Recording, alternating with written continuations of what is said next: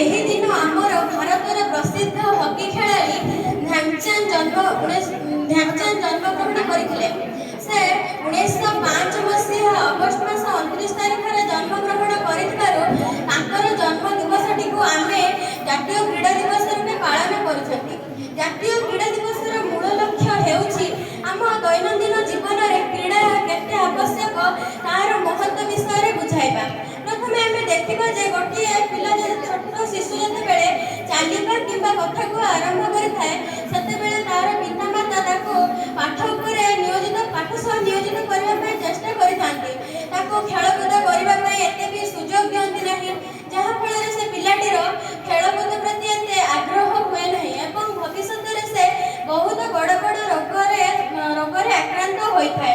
ଆମ ଭାରତ ସରକାର ଏହିସବୁ ସମସ୍ୟାକୁ ଦୃଷ୍ଟିରେ ରଖି ପ୍ରତିବର୍ଷ ଅଗଷ୍ଟ ମାସ 29 ତାରିଖକୁ ଜାତୀୟ କ୍ରୀଡ଼ା ଦିବସ ରୂପେ ପାଳନ କରିବା ସହିତ ବିଦ୍ୟାଳୟ ମାନଙ୍କରେ ପାଠପଢ଼ା ସମୟରେ ମଧ୍ୟ କିଛି ସମୟ ଆମକୁ ଖେଳିବା ପାଇଁ ଦେଇଥାନ୍ତି। ଯେତେବେଳେ ଆମେ କୌଣସି କାର୍ଯ୍ୟ କରିଲେ କିମ୍ବା ପାଠ ପଢ଼ିଲା ସମୟରେ ଆମକୁ ବିରକ୍ତି ଲାଗିଥାଏ, ଆମେ ଯେତେବେଳେ ଖେଳ ବୁଲା କରିଥାଉ ସେତେବେଳେ ଆମକୁ ଟିକେ ଖୁସି ଲାଗିଥାଏ। ଯେଉଁ ଖୁସି ଆମ ପଢ଼ିବାର ସଫଳତାର ସହିତ ପାଠ ପଢ଼ି ପାରିଥାଉ। ଏଥିପାଇଁ ଆମେମାନେ ସବୁବେଳେ ଯଦି କ୍ରୀଡ଼ା ଯେତିକି ପାଠ ପ୍ରତି ଗୁରୁତ୍ୱ ଦେଉଛନ୍ତି ସେତିକି ମଧ୍ୟ କ୍ରୀଡ଼ା ପ୍ରତି ଗୁରୁତ୍ୱ ଦେବା। ଯଦି ଆମେମାନେ ସେଥିପାଇଁ ଇଂରାଜୀରେ ମଧ୍ୟ ଗୋଟେ ପ୍ରଭାବ ଅଛି, healthy mind leaves in a healthy main. ଏହାର ଅର୍ଥ ହେଉଛି ଗୋଟିଏ ସୁସ୍ଥ ମଣିଷ ପାଖରେ ହିଁ ସୁସ୍ଥ ମନ ରହିପାରିଥାଏ। ଆମେ ପ୍ରଥମେ ଦେଖିବା ସୁସ୍ଥ ମନ କ'ଣ? ଯେଉଁ ମନରେ ରାଗ, ହିଂସା, କ୍ରୋଧ ଆଦି ନଥାଇ ଭାତୃଭାବ, ସହନଶୀଳତା, ସ୍ନେହ, ସୌହାର୍ଦ୍ଦ୍ୟ ଆଦି ଭରି ରହିଥାଏ ତାହାକୁ ଆମେ ସୁସ୍ଥ ମନ ବୋଲି କହିଥାଉ। ହେଲେ ଆଜିର ଯୁଗରେ ବଡ଼ଠାରୁ ଆରମ୍ଭ କରି ଛୋଟ ମଣିଷ ଯାଏ କେହି କ୍ରୀଡ଼ା କସରତ ଉପରେ ଏତେ ଧ୍ୟାନ ଦେଉନାହାନ୍ତି, ଯାହାଫଳରେ କି ଆମେ ବହୁତ ରୋଗାକ୍ରାନ୍ତ ହେଉଛନ୍ତି। ହେଲେ ଯଦି ଆମେ ବଡ଼ ବଡ଼ ଖେଳାଳିମାନଙ୍କୁ ଦେଖିବା, ସେମାନେ ଦେଶ ବିଦେଶରେ ଖେଳି ଅନେକ ସୁନାମ ଅର୍ଜନ କରୁଛନ୍ତି।